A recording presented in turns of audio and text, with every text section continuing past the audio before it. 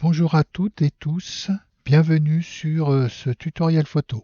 Le logiciel que je vous propose est Hugging, un logiciel multiplateforme. Vous pourrez donc l'installer avec Mac, sur Windows et Linux. C'est un logiciel qui sert à créer ce qu'on appelle des panoramas. Un panorama est une photo qui est créée à partir de l'assemblage de plusieurs vues que vous aurez prises en les faisant chevaucher dans le but de les assembler entre elles afin de faire une photo panoramique. Voici quelques exemples de photos où nous pourrons effectuer un montage panoramique. Nous avons cette succession de chaînes de montagnes qui s'assemblent. Ici, à Toulouse, cette succession de vues de la ville où il y a 4 photos. Ici, sur ces travaux où on voit que les images s'assemblent, et là, entre ces deux rochers, nous voyons un panorama qui s'assemble sur cette vue des Cévennes. Alors, pour réaliser ces photos, il faut respecter certaines règles. Je ne vais pas vous apprendre la photographie, d'autres le font bien mieux que moi, mais je vous rappelle simplement que pour réaliser un panorama de plusieurs photos, il vous faudra se servir d'un pied. Le pied est l'élément indispensable. Et si vous voulez réaliser des panoramas plus complexes, comme des panoramas représentant l'intégralité de la scène sur 360 degrés ou des projections stéréographiques, alors là, il faudra adapter une tête panoramique sur ce pied. N'oubliez pas non plus de faire chevaucher les prises de vue de 30% minimum et 50% maximum. Là, on voit qu'à peu près, il y a 50% entre ces deux prises de vue. Là, nous avons un peu moins de 30%. J'ai réalisé ceci exprès pour voir le résultat dans le logiciel. Et ici, nous sommes à 30% quand on voit les deux toits blancs qui sont ici. Et sur les autres photos aussi. Donc, n'oubliez pas de laisser un facteur de recouvrement de minimum 30%. Et lorsque vous allez prendre vos photos, prenez-les toujours de gauche à droite. Cela va vous faciliter le montage après en faisant le panorama. Si vous n'avez pas déjà le logiciel Hugging, pour le télécharger, il faudra aller sur votre barre de recherche, taper Hugging Panorama dans votre barre de recherche, cliquez sur Entrée et vous avez Hugging Panorama qui va être sur cette page. On le reconnaîtra facilement grâce à ce petit icône que vous retrouvez ici et cliquez sur Hugging Panorama pour aller sur le site. Sur cette page, vous allez avoir différentes possibilités. Vous allez avoir des tutoriels, des galeries aussi. Et pour télécharger le logiciel, il faudra cliquer sur Download. Sur cette page, vous allez voir les différentes mises à jour qu'a eu le logiciel et en bas, ici, vous allez avoir les différents téléchargements. Alors, comme vous pouvez le faire installer sur Windows, vous pouvez l'installer sur Mac, vous pouvez l'installer sur Linux avec les différentes versions de Linux. Vous voyez qu'il est totalement multiplateforme et aussi open source. Donc pour aller télécharger le logiciel, cliquez sur Installer. Ici, vous voyez qu'il va lancer le téléchargement et le téléchargement est venu dans le dossier téléchargement de votre ordinateur. Pour l'installer, il suffira de cliquer sur le fichier et installer le logiciel. De mon côté, le logiciel est déjà installé, donc je ne vais pas l'installer. Non. Et fini.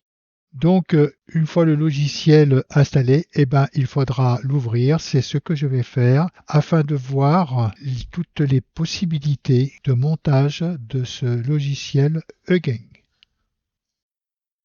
À la première ouverture, Hugging va vous mettre une fenêtre d'astuces et sous Windows, vous allez avoir le logiciel qui va se présenter comme ceci. Donc je reviens sur cette fenêtre d'astuces et je vous conseille à faire défiler les astuces en cliquant sur astuces suivantes et de les lire. Vous allez trouver une succession d'informations qui vous aideront à mieux comprendre le logiciel. Si vous souhaitez plus voir cette fenêtre, il faudra cliquer sur Fermer. Et en cliquant sur Fermer, celle-ci va disparaître, mais au prochain démarrage de Hugging, vous allez retrouver de nouveau cette fenêtre. Alors pour ne plus la voir, il faudra cliquer sur cette case à cocher afin de la désactiver et vous n'aurez plus de fenêtre au démarrage. Je vais la fermer. Ensuite, votre logiciel est présenté comme ceci à la première ouverture et je vais cliquer pour l'ouvrir en grand. Voici comment va se présenter votre logiciel Hugging. Nous allons avoir, comme dans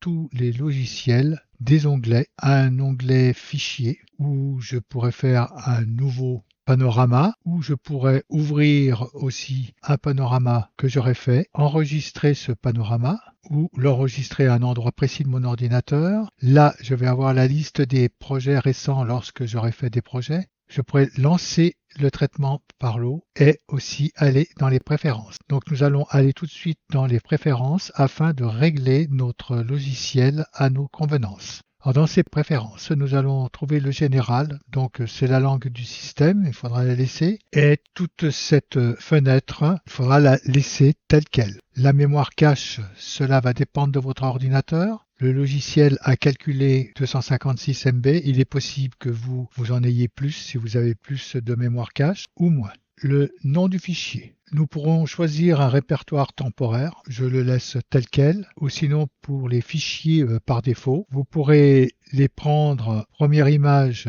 et dernière image. Je vais laisser ce choix comme ceci. Et le préfixe de projection, ce sera ce préfixe-là. Cette page aussi, je vais la laisser comme elle est. L'assistant aligne automatiquement les images après leur chargement, non, il faudra mieux laisser comme c'est aussi, détecter aussi. Tout ça, je le laisse comme le logiciel l'a réglé. L'éditeur de points de contrôle aussi, c'est le nombre de points que va poser le logiciel sur vos différentes images. Et le générateur de points de contrôle, je le laisse aussi tel qu'il est. L'assemblage en dessus, sur l'assemblage, le format de sortie que vous propose Hugging est TIFF. Vous pourrez éventuellement mettre JPEG. Je préfère mettre JPEG. Et en qualité, vous pourrez régler la qualité que vous souhaitez ici, soit plus ou moins. Moi, je préfère mettre 100. Vous pourrez de toute manière choisir votre format de sortie en enregistrant votre panorama. L'outil de raccord par défaut, vous pourrez choisir soit mélanger, soit intégrer. Je vais les laisser sur mélanger. Ne pas écraser les images existantes, oui, c'est très bien. Ensuite, nous avons l'assemblage 2, où là, c'est plutôt Hugging qui va créer ses exifs. Donc, je vais laisser cette boîte de dialogue telle quelle. Le programme aussi, le laisser tel quel. Et divers, le seuil, oui, ça, je laisse tout comme c'est. Comme j'ai changé les paramètres d'assemblage en JPEG, je vais faire accepter. Alors voilà pour ce qui était sur l'onglet fichier. Là, vous pourrez quitter, bien sûr. L'onglet éditer, comme dans tous les logiciels, en faisant CTRL Z, vous allez revenir en arrière. Ou si vous voulez refaire CTRL R et optimiser CTRL-T. Ces deux sont grisés parce que je n'ai pas encore travaillé sur le logiciel.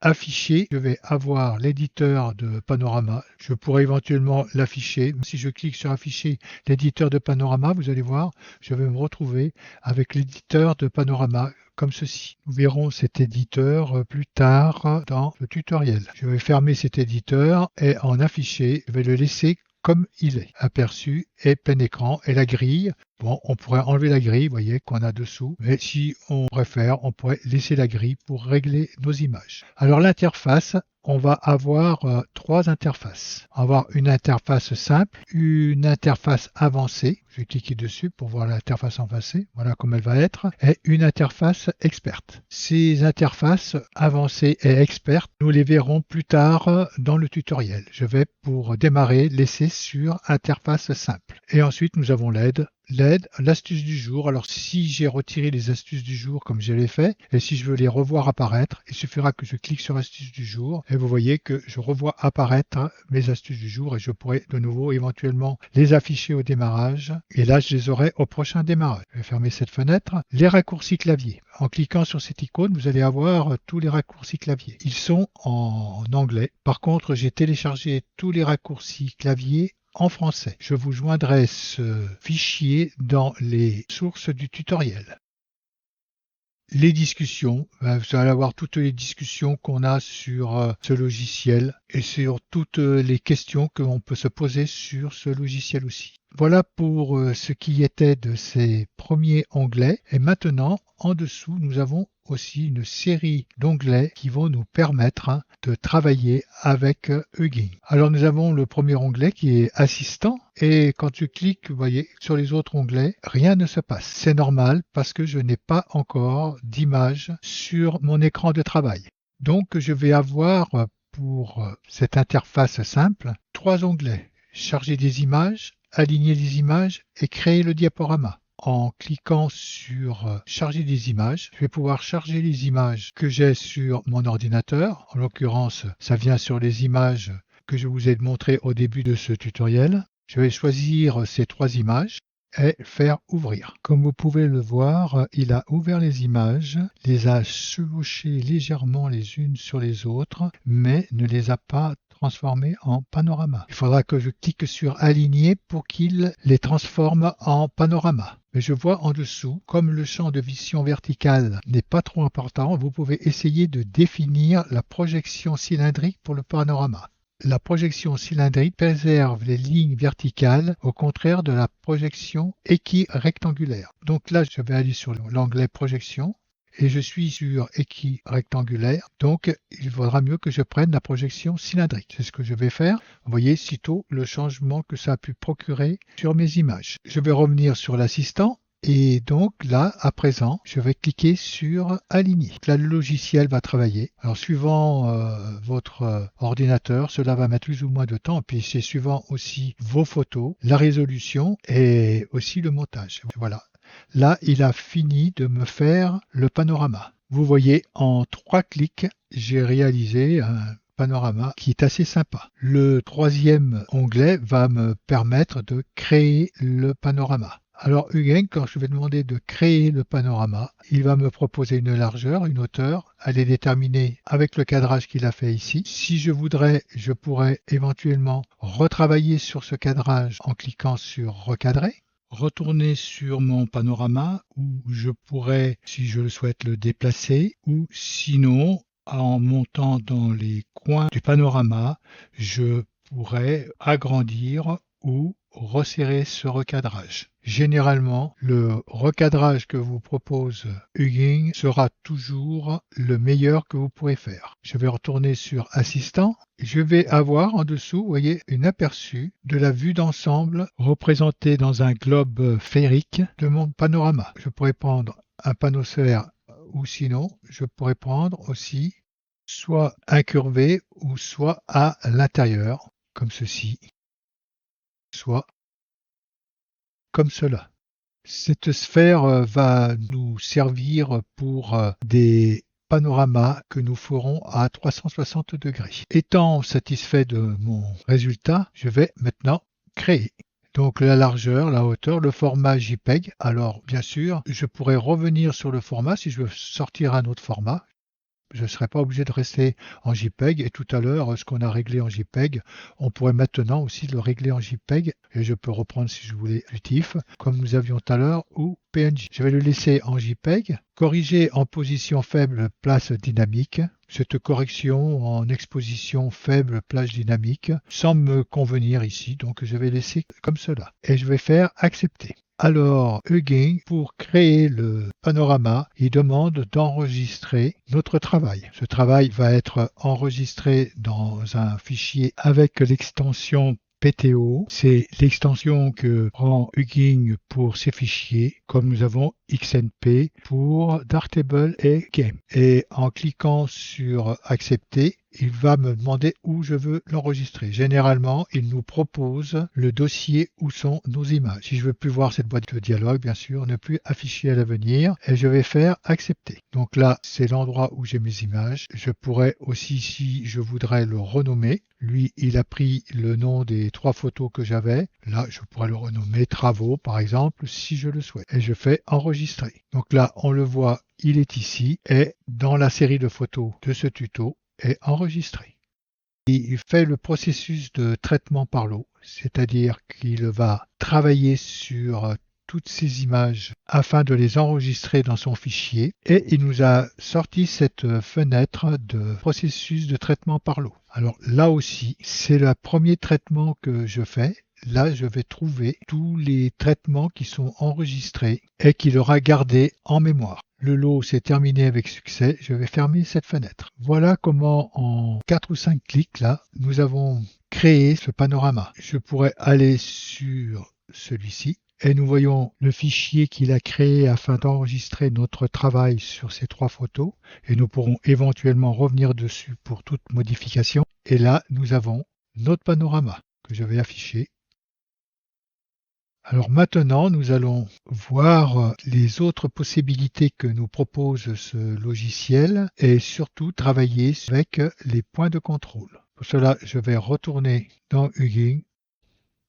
Alors à présent, nous allons voir comment aller plus loin avec ce logiciel Hugging. Nous avons vu dans la première partie le réglage de tous ces onglets et de l'interface. Nous avons vu comment réaliser un panorama en 3 clics. Et pour recharger votre image, il faudra que je passe par cette icône. Parce que même si je vais sur l'interface et que je fais une interface avancée, je ne pourrai pas ajouter une série d'images. Donc je serai obligé de rajouter image par image, ce qui n'est pas tellement pratique, que ça soit dans l'interface avancée ou que ça soit dans l'interface experte. Il faudra toujours passer par l'interface simple pour charger des images. Je vais charger les images et donc là ce sont les images que nous venons de travailler. Et j'ai cette autre série d'images, mais alors par contre, je ne sais pas si vous avez vu, dans l'explorateur, quand je clique, j'ai toute cette série d'images qui sont ici et que Hugging ne les charge pas. Parce que Hugging va travailler avec des fichiers TIFF, PNG et JPEG et que ces images sont des images brutes de mon appareil à photo Nikon et donc Hugging ne les reconnaît pas. Et ben, il faudra les retravailler avec Darktable ou un autre logiciel, les transformer en JPEG ou en TIFF ou en PNG pour que Hugging les ouvre dans son logiciel. Alors je vais prendre ces 4 images-là de Toulouse et faire ouvrir. Alors comme tout à l'heure, il me dit que ça serait mieux que je prenne une projection cylindrique, remettre en projection cylindrique et retourner dans l'assistant. Alors là, pour travailler en 3 clics, bien sûr, je pourrais cliquer sur le deuxième aligné. Il va aligner mes images. Et voilà le panorama qui compte créer avec mes 4 images. Donc là, je ne suis pas tout à fait satisfait parce que je voudrais conserver cette tour là au bout. Et si j'enlève la grille qui est devant,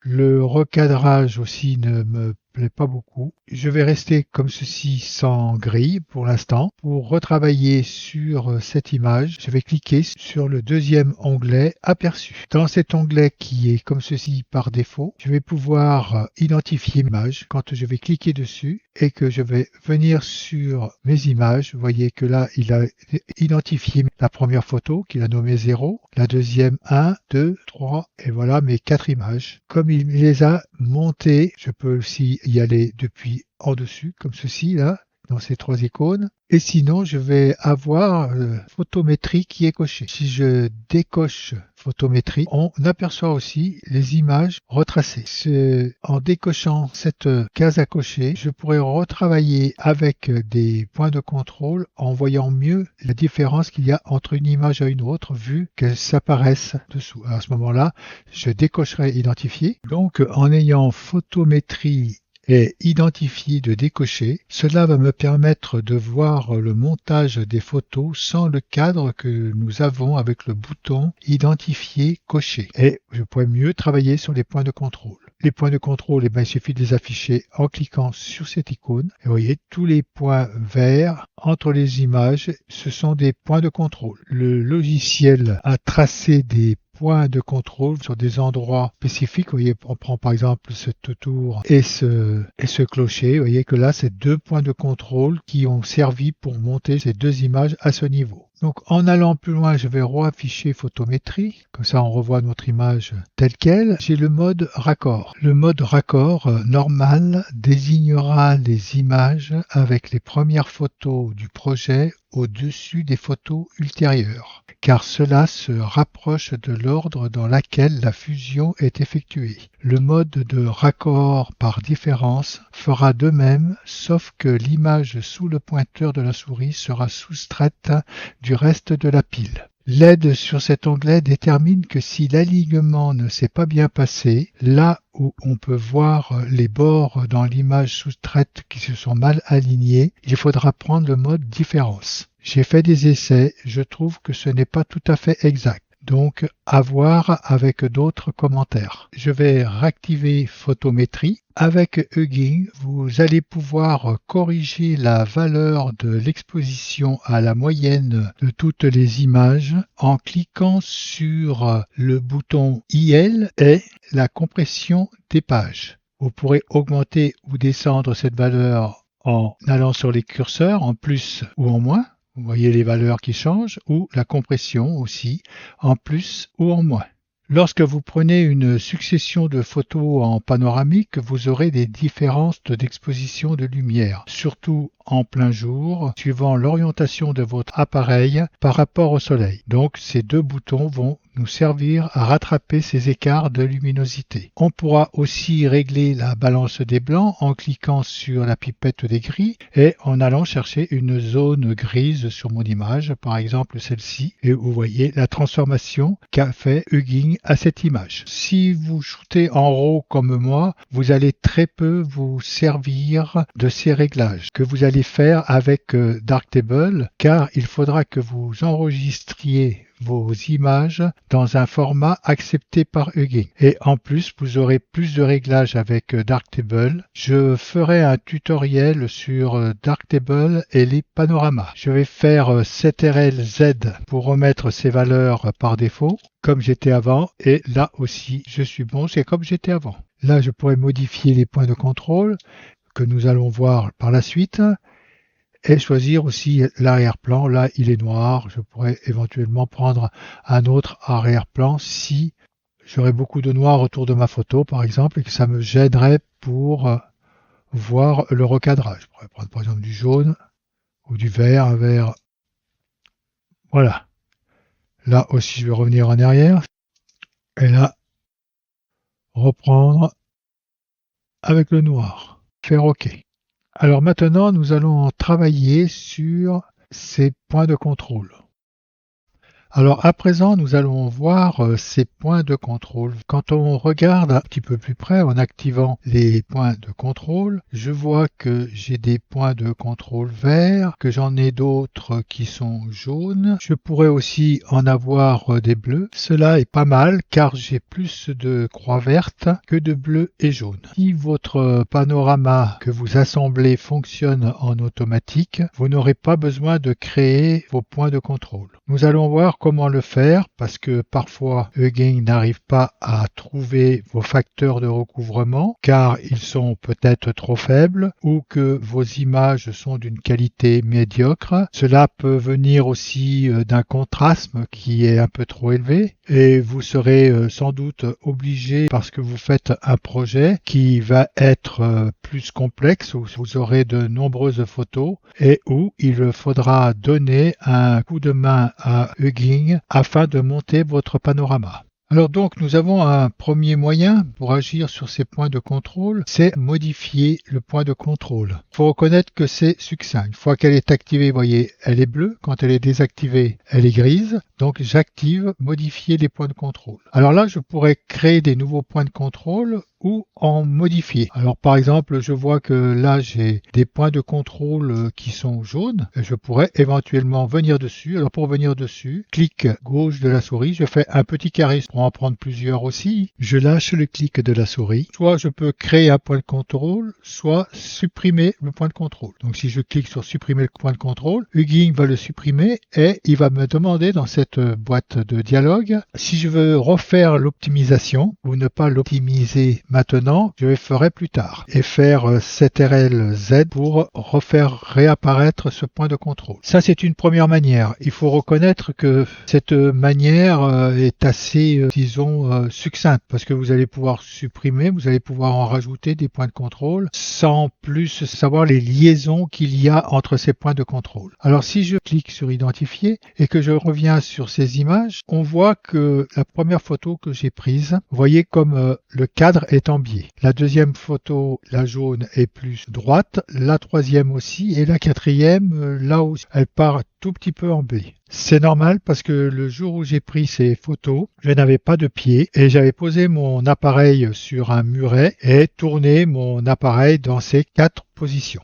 Donc en venant sur une photo identifiée et cliquer dessus, je vais avoir une nouvelle fenêtre qui s'ouvre. Sur la vidéo, vous ne voyez pas, mais là j'ai la fenêtre ici qui est ouverte sur les aperçus et j'ai une deuxième fenêtre en dessous ici qui est ouverte sur de l'interface experte. Alors dans cette fenêtre, je vais avoir de nouveau 4 onglets qui sont en haut. Là, Hugging me l'a ouvert sur l'onglet des masques dans la photo 0, la 1 pour nous, mais pour lui c'est la 0, parce que j'ai cliqué quand j'étais sur la fenêtre aperçue, j'ai cliqué dans la première photo qui était 0. Je pourrais voir les autres photos en cliquant sur la photo 1, la photo 2 et la photo 3. Je me remets sur la première photo, la photo 0 pour lui. Et donc, dans ces onglets, je vais avoir l'onglet photo. Là, je vais retrouver mes 4 photos où je vais avoir la largeur, la hauteur, la référence, le nombre de points de contrôle qu'il a trouvé dans cette photo et le numéro de l'objectif. Il ne l'a pas noté vu qu'il n'était pas mentionné dans les exifs. La deuxième, c'est les masques, c'est celui qu'on a vu.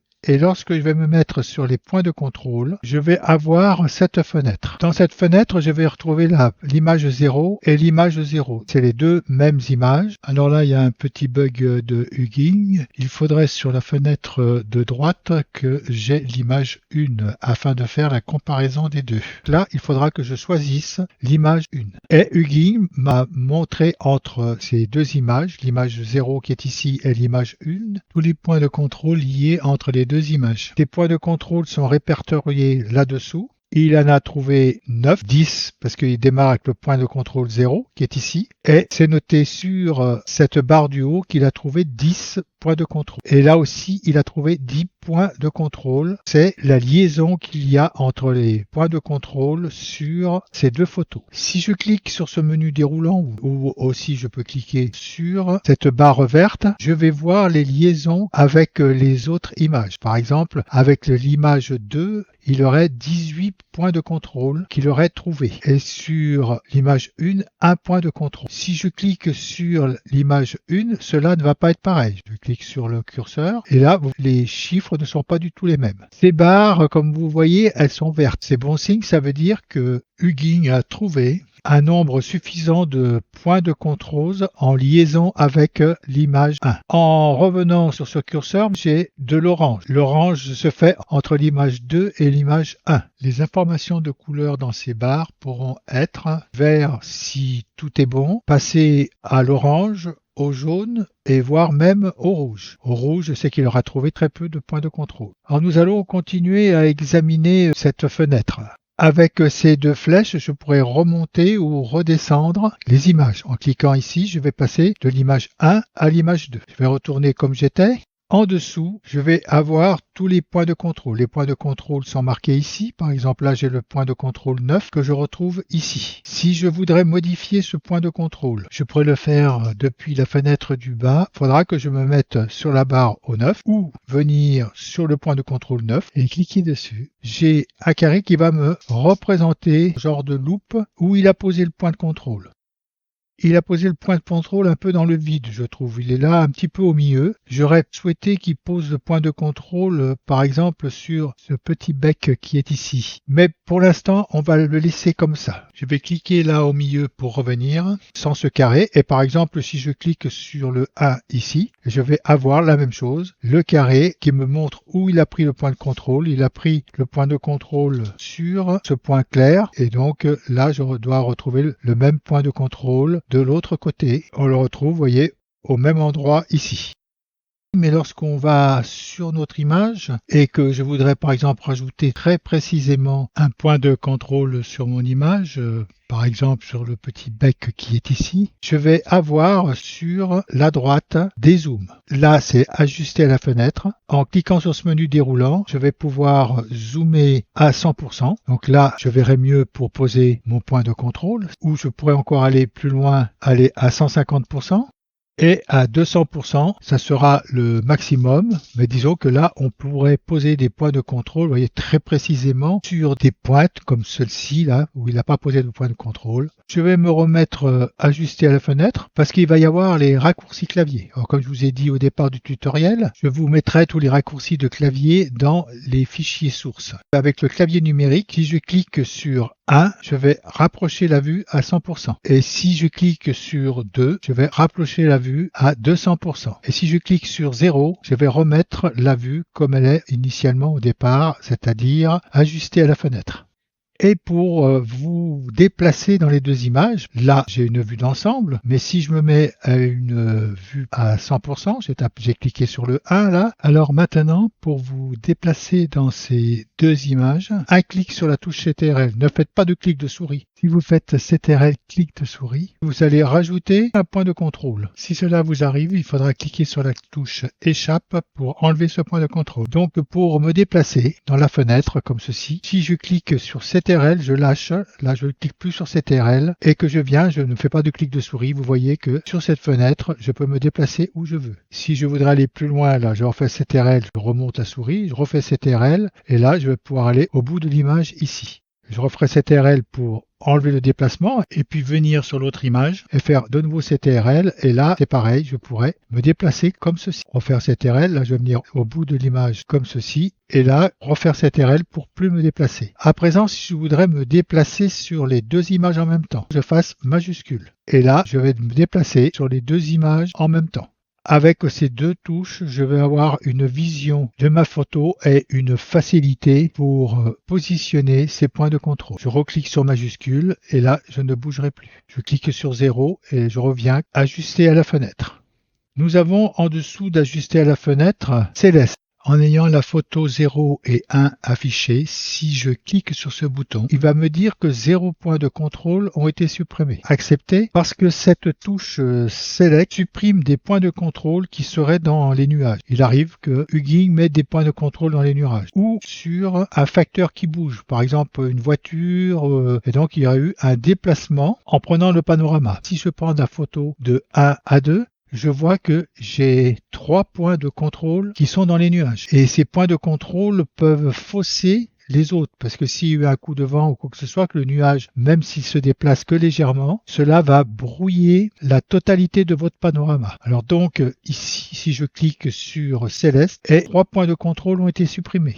Et donc ces points de contrôle ne vont plus gêner pour tous les points de contrôle qui ont été faits sur des endroits fixes. Je vais revenir sur l'image 0 et l'image 1 et nous avons ces 4 cases à cocher. La première case à cocher, ajustement précis et automatique. Si je veux rajouter un point de contrôle, d'ailleurs je vais le faire, d'abord je vais rezoomer, à 200%. Ah ben là il m'a mis carrément dans les nuages. Faire majuscule, voilà. Hop, faut pas oublier de rappuyer sur majuscule pour descendre. Voilà, donc là je suis à 200%. Donc là je me déplace sur les deux images. Maintenant je refaire majuscule pour lâcher la sélection des deux images. Une question d'habitude. Et là je voudrais me déplacer en arrière. Donc là je vais faire juste CTRL. Et là je vais me déplacer non pas comme ceci, refaire CTRL, mais de me déplacer comme ceci. Refaire CTRL et revenir là. Donc je voulais mettre un point de contrôle sur ce pic là. Il n'y a pas de point de contrôle sur ce pic. Donc je vais revenir sur l'image, la première, pour retrouver le pic que j'avais dans cette image. Voilà, donc là je reviens, je suis ici, et là j'ai perdu mon histoire, là voilà, je suis ici. Donc là je pourrais mettre un point de contrôle ici, je vais en mettre un, et vous voyez là, vu que j'étais ajustement précis automatique,